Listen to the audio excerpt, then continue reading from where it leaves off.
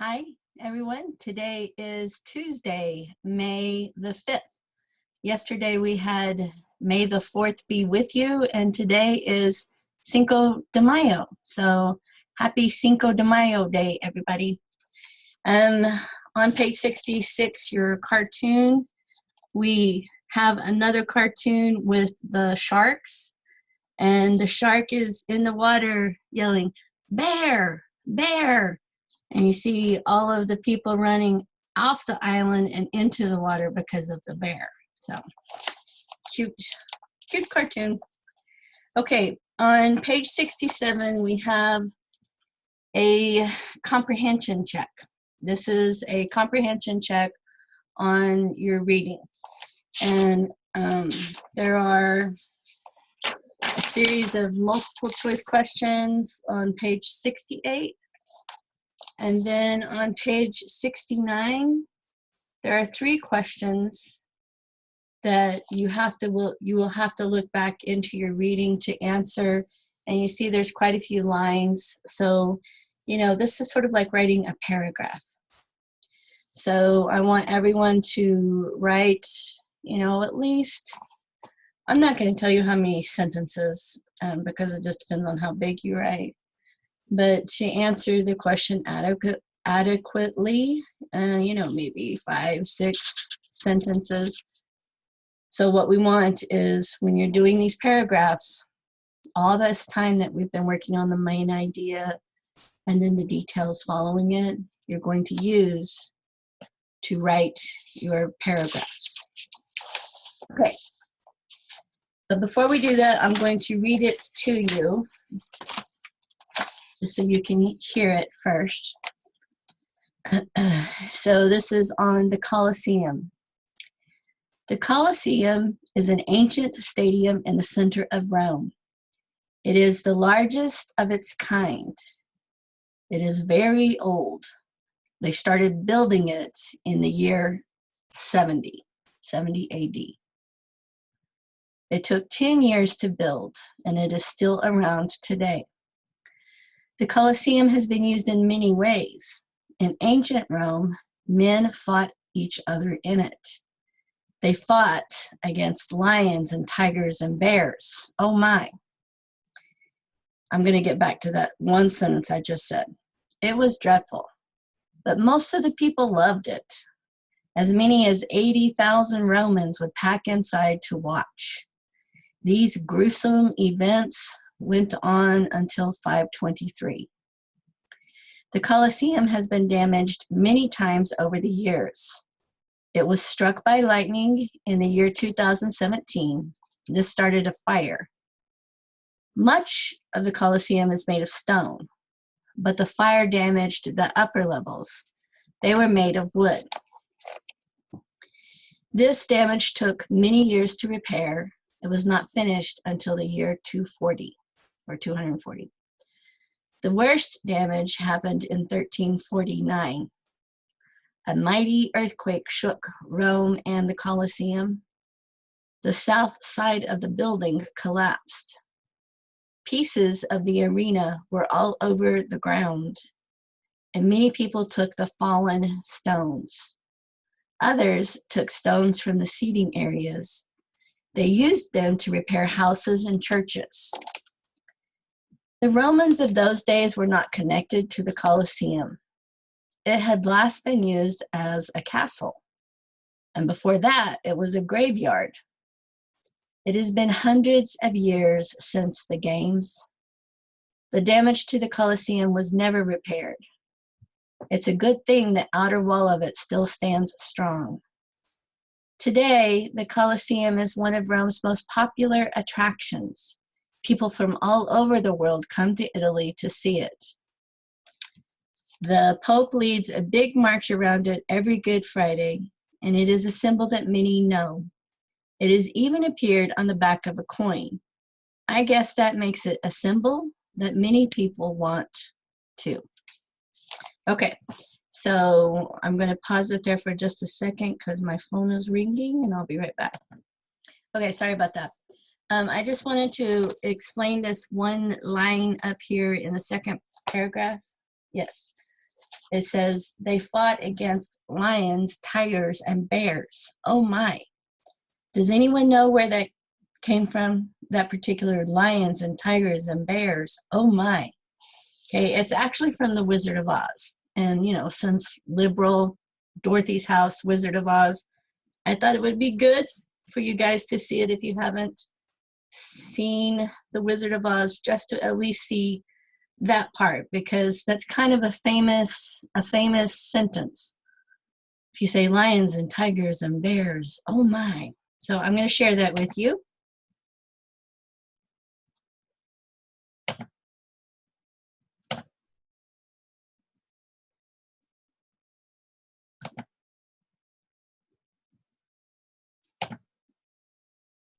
Some, but mostly lions and tigers and bears.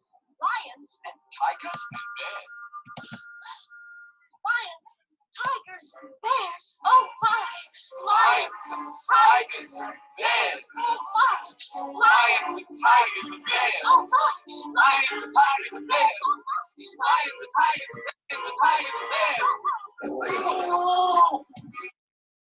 Okay, I'm gonna go ahead and go back through that again because I didn't have my video up very high. So we'll just start over that just a little bit so you can hopefully hear it better.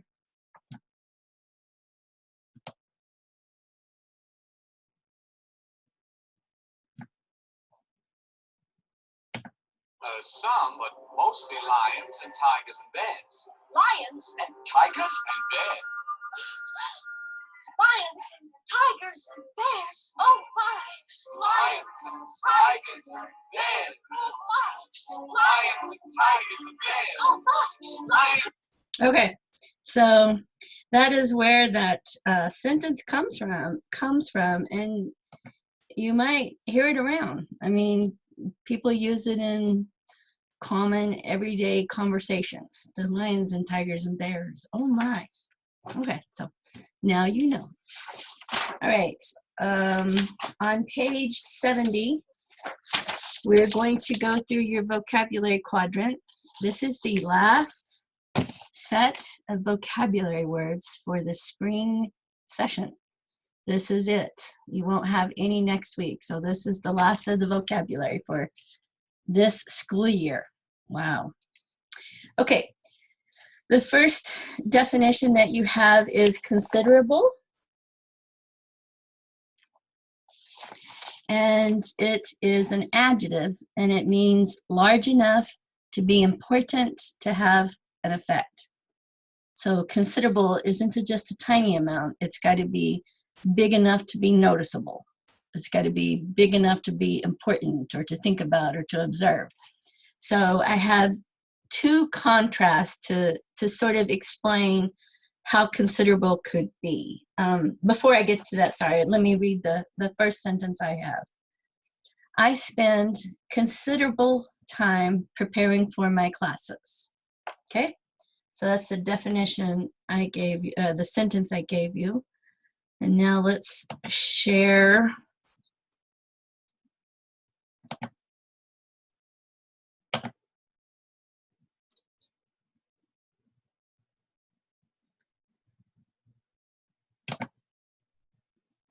Okay, now this is just a bird song.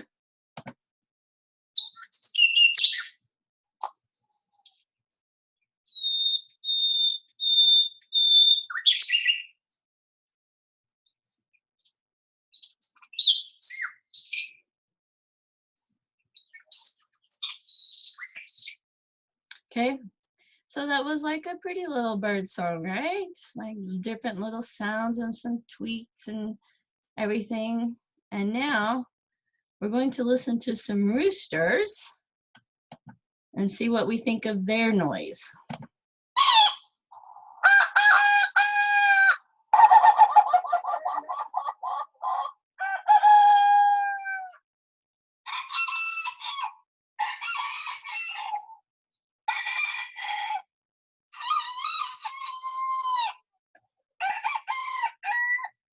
Okay.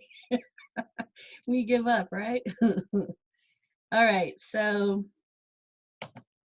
Did you see the difference, or did you hear a difference between the first little bird song with one little bird and versus the very loud sound of the rooster? Okay, so the noise of a rooster is considerable, isn't it? It's pretty large. It's pretty big to ignore. It's loud and noisy, okay? So the sounds of a rooster have a considerable amount of, let me say, roosters have a considerable amount, no, sorry, let's rephrase that. Roosters display a considerable amount of noise. The bird song did not.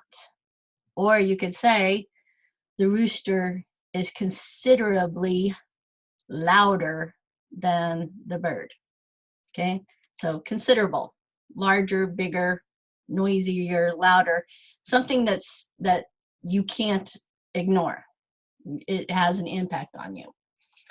Okay, the next word is demonstrate. And in honor of Cinco de Mayo Day, and because we are still practicing social distancing and we're not having parties at home, I thought we would just have a little bit of a virtual Cinco de Mayo party. And so as part of that, we're going to listen to someone demonstrate a recipe. So we're going to watch a chef demonstrating how they're cooking, not cooking, yes, a little bit of cooking, how they are making a recipe for Cinco de Mayo last year or the year before, but not this year. Okay, so I'm going to share that.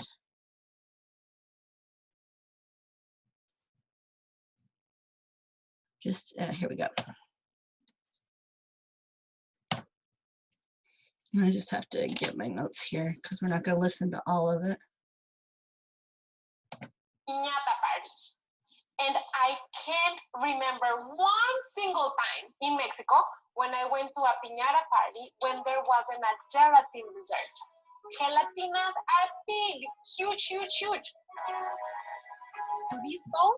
Okay, so she's displaying how to make a gelatin, tres leches and strawberry gelatinas. Okay, I'm sure you guys are laughing at my accent. Okay, so we're going to go up a little bit further.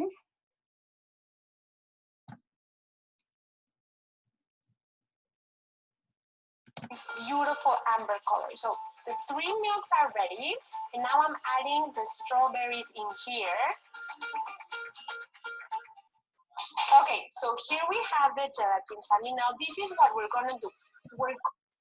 Okay, so she put the gelatin in half of them and the tres leches in the other half of her cups. And now we're gonna go up further.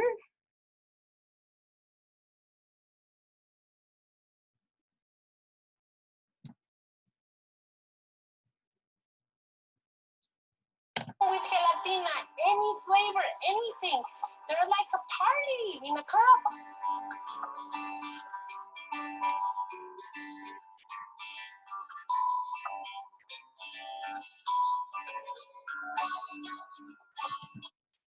Okay, so let's go up a little bit further. Now she's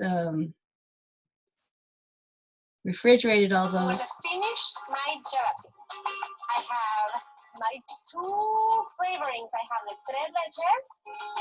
I feel like a cowboy, guys. My 2 flavoring pistons.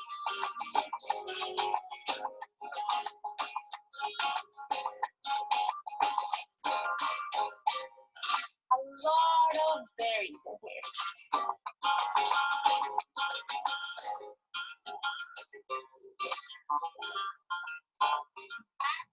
In the fridge to chill again.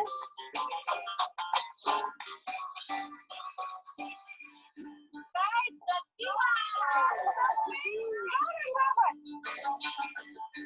what do you think? I love it. Okay, so there is our virtual recipe for Cinco de Mayo, and she demonstrated the recipe for us, right? So demonstrate just basically means to show something. If I could get out a pair of knitting needles and demonstrate how to knit if I knew how. Okay, so demonstrate just means to show. So the definition is, it's a verb and it means to show how to use or do something. And the example sentence I gave you was, to learn how to make candy, I watched my sister demonstrate the process. A, on the next page, page 71, your next word is estimate. And in this context, it is being used as a verb. And it means to judge the value or size of something. So I thought I would, well, let me give you the sentence first.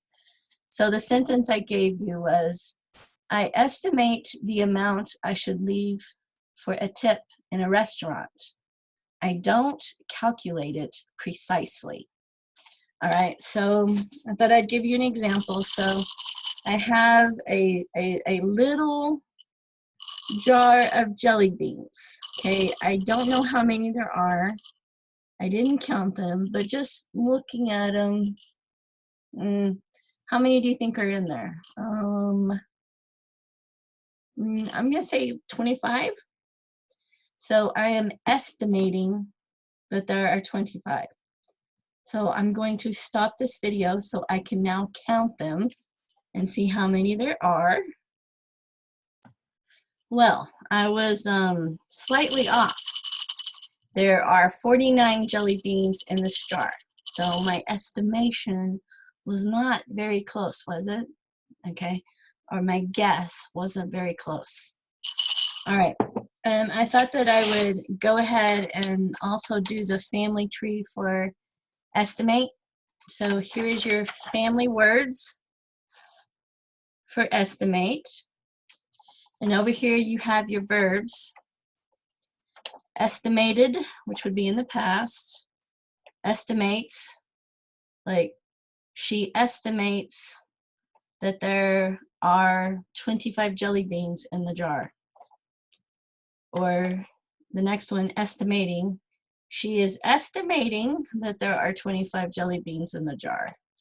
And then estimated, she estimated that there were 25 jelly beans in the jar and she was incorrect. There were 49. Okay, so up here are your other family words. Estimative, which is your adjective. And then estimatingly is your adverb. Remember, almost anything that ends with ly, the ly, is going to be your adverb. And then you have two nouns.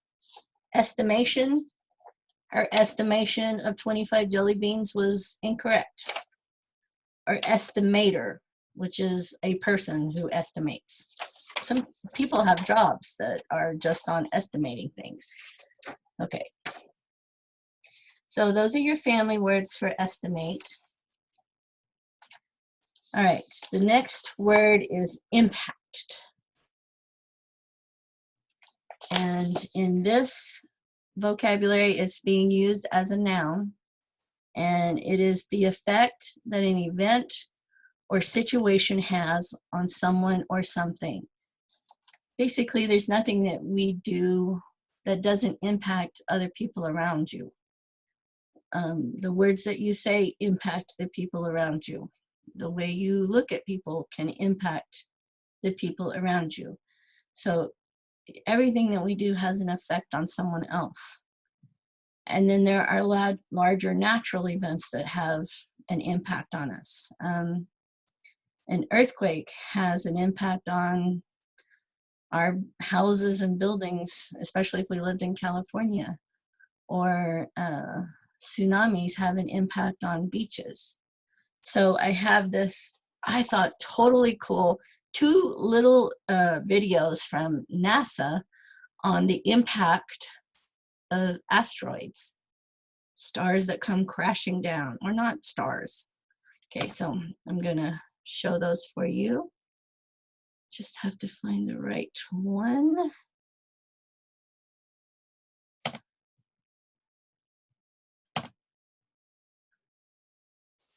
Okay, I'm gonna go to this one first. Okay, so the first one that I'm going to show you, if my internet ever gets hooked up,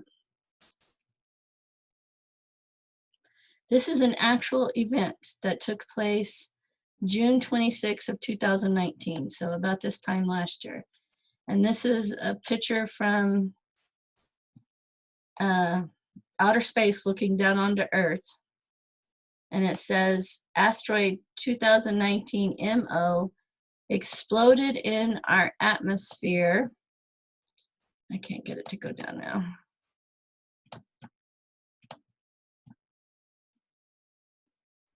With energy of about 3, oh my goodness, my internet is so slow. Sorry, my friends. With an energy of about 3 to 5 kilotons of TNT. It's like dynamite. Such events happen once or twice yearly, astronomers say. Most are unexpected, but this space rock was detected hours before it struck. So this is, you see that bright flashing light? That's the asteroid hitting our atmosphere, and it exploded. Okay, little tiny bomb up in the atmosphere. Okay, the next one is also like a physical demonstration of the impact of asteroids. Like when the dinosaurs went extinct, it was because of asteroids hitting the Earth. So let me make sure. So we're going to watch inside a lab, scientists who shoot a big steel ball into a replica of land to see what the impact of the asteroid was like. It's just a little tiny replica, but it looked cool. Oh, gorgeous. There's this big giant plume that goes straight up. And this plume is heading straight out into outer space. This kind of impact shoots dust and vapor straight up, leaving a relatively small circular zone of debris. For vertical impact. Okay, so that is a way to demonstrate impact. Okay, impact can be little things like the words we say or the way we talk to each other, or it can be huge, like the asteroid hitting the Earth and extinguishing all of the dinosaurs. Okay, the example that I gave you, the sentence I gave you was, the rising food costs has a major impact on everyone. And I thought I would just also share, of course, the impact of coronavirus. We will be talking about the impact of coronavirus many years to come. Like for those of you who graduated with your GED, you didn't get to participate in the graduation ceremony this past weekend. That's just one little example. There are many ways that we're not able to practice our normal social life because of the coronavirus. So I thought that I would share with you the graph of the coronavirus.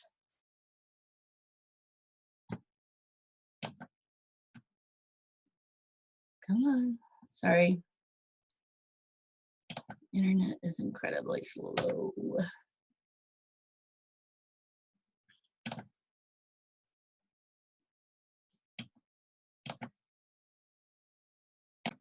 All right, so we're going to look at the map of coronavirus cases in Kansas.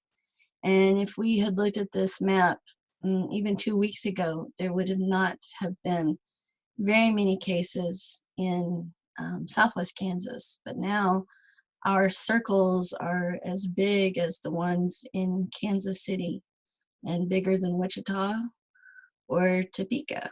So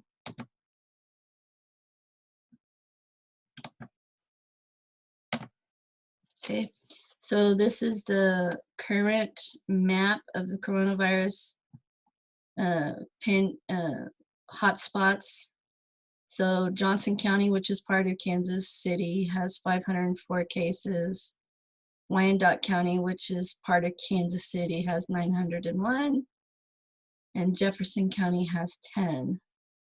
And then we come over here to Dodge City, Ford County, it's got 832. And then Garden City has 586. And Liberal or Seward County has 580. So it has really, really jumped up in the past 2 weeks, hasn't it? Okay, and this is the graph of how it looks like starting February 26th up here to May 4th. So that's May 4th, 3rd, 2nd, 1st. This is April 30th. Look at how many cases there were reported. So the coronavirus pandemic is obviously having a huge impact on our lives and safety and health. And I hope all of you are safe and practicing good health practices. Okay, the next definition on the next page is primary. And we're going to be a little bit more colorful with that one in honor of Cinco de Mayo. I got some images of traditional dresses that are worn. So I'll get that pulled up. Okay, so the definition is primary, and it is an adjective, and it means most important. So if we were looking at these dresses, what would you say? Well, let's go ahead and use our little annotating spotlight. What would you say was the primary color of this first dress? The most important color, I would say, would be white. And there are a lot of red and green, like it symbolizes the color of Mexico, right? You've got the red, white, and green. But white is the primary color of this dress. It is the most important. Green is the primary color of this dress. Blue is the primary color of this dress. And a lighter green is the primary color of this dress. And let's see if I can just scroll down without having to stop all this. Nope.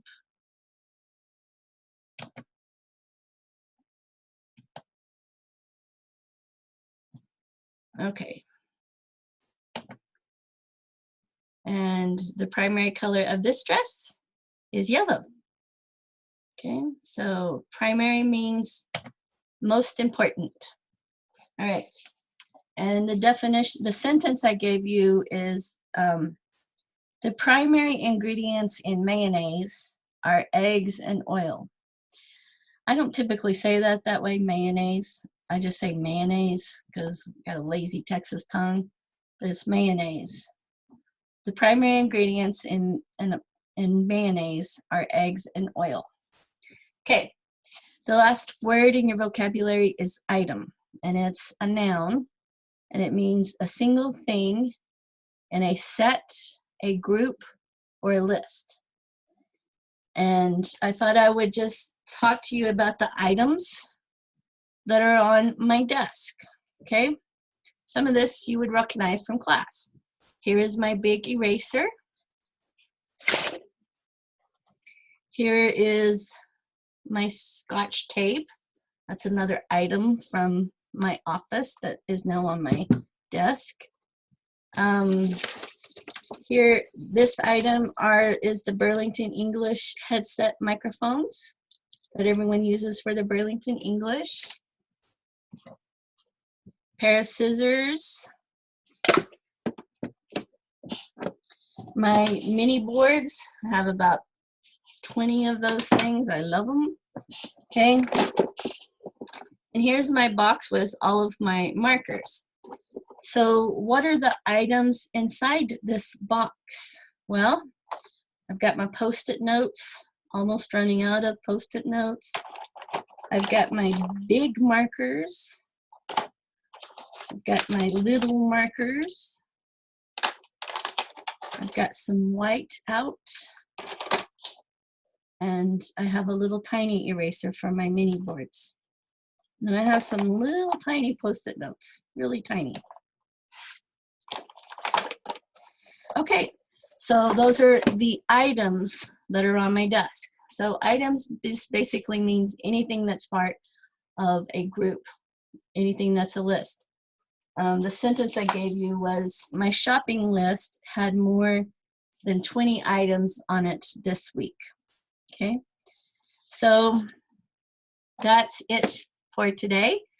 And in honor of Cinco de Mayo Day, if you would like, I would love to see some sentences that use those vocabulary words that also would maybe be part of Cinco de Mayo celebrations or traditions from your past.